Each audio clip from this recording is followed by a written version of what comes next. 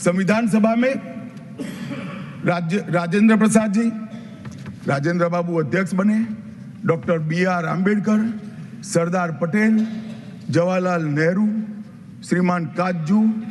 KT Shah, Iyengar, Maulana Azad, Shyama Prasad Mukherjee, doctor Radhakrishnan, KM Munshi, ऐसे विद्वानों ने अनेक चर्चाओं में हिस्सा लेकर संविधान को समृद्ध और संपूर्ण बनाने का काम किया। परंतु इतना ही नहीं, संविधान सभा के जो सदस्य थे, इसके अलावे भी विवेकानंद, महर्षि अरविंद, महात्मा गांधी, गोपाल कृष्ण गोखले, तिलक महाराज, वीर सावरकर, लाला लजपत राय और राष्ट्र, लोकतंत्र और हमारी परंपराओं में उच्च मूल्यों को स्थापित करने वाले हर महापुरुष की भावनाओं का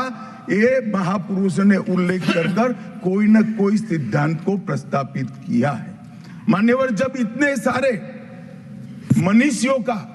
अच्छा विचार जिस संविधान में हो, उसको सफल होना ही था। ये संविधान सफल होने के लिए संविधान सभा की चर्चा अगर कोई ध्यान से पढ़ेगा तो वेद, उपनिषद, चाणक्य नीति, विदुर नीति, शांति पर्व, रामायण और महाभारत, इसमें से निपजे हुए मानव जीवन के सभी मूल्यों को भी इसके अंदर हमने समाने का प्रयास किया था।